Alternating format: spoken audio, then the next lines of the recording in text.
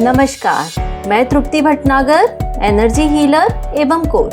स्वागत करती हूँ आपका अपने शो हर दिन कुछ कहता है में। जानने के लिए अप्रैल 9 का खास पाठ। सीआरपीएफ शौर्य दिवस हर वर्ष 9 अप्रैल को मनाया जाता है। यह दिन 1965 में गुजरात के कच्छ के रण में स्थित सरदार पोस्ट पर केंद्रीय रिजर्व पुलिस बल के जवानों द्वारा प्रदर्शित असाधारण वीरता की स्मृति में समर्पित है। इसका इतिहास देखें तो 9 अप्रैल 1965 को पाकिस्तान की सेना की 51वीं इन्फेंट्री ब्रिगेड ने ऑपरेशन डेजर्ट हॉक के तहत भारतीय सीमा पर हमला किया। इस हमले का मुख्य लक्ष्य गुजरात के कच्छ के रण में स्थित सरदार पोस्ट पर कब्जा करना था। उस समय सीआरपीएफ की 2 कंपनियां, जिनमें लगभग 150 जवान थे, इस पोस्ट की सुरक्षा में तैनात थी, जबकि पाकिस्तानी सेना की संख्या लगभग 3500 थी। सीआरपीएफ के जवानों ने अपनी संख्या से कई गुना बड़े दुश्मन बल का सामना करते हुए अद्वितीय साहस और रणनीति का प्रदर्शन किया। उन्होंने न केवल पाकिस्तानी सेना के हमले को विफल किया, बल्कि 34 पाकिस्तानी सैनिकों को मार गिराया और 4 को जीवित पकड़ लिया। इस संघर्ष में सीआरपीएफ के 6 जवान वीरगति को प्राप्त हुए।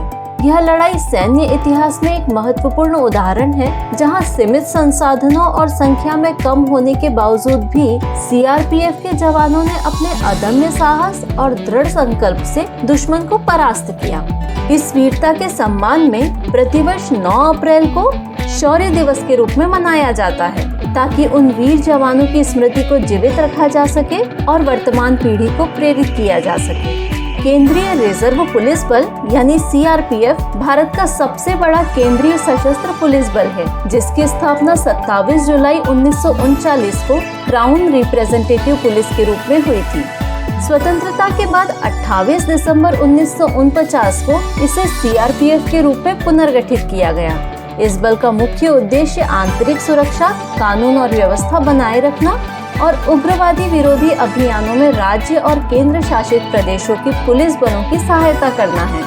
शौर्य दिवस हमें उन वीर जवानों की याद दिलाता है, जिन्होंने अपने प्राणों की आहुति देकर देश की सुरक्षा सुनिश्चित की। यह दिन हमें प्रेरित करता है कि हम भी अपने कर्तव्यों का निर्वहन पूरी निष्ठा और साहस के साथ करें।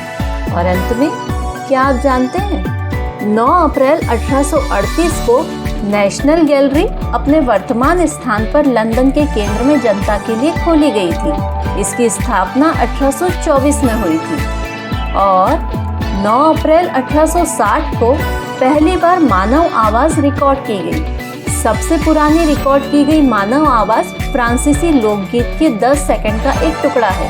यह आविष्कारक स्कॉट डी मार्टिनविल फ्रांस द्वारा फोनोटोग्राफ रिकॉर्डिंग से किया गया था।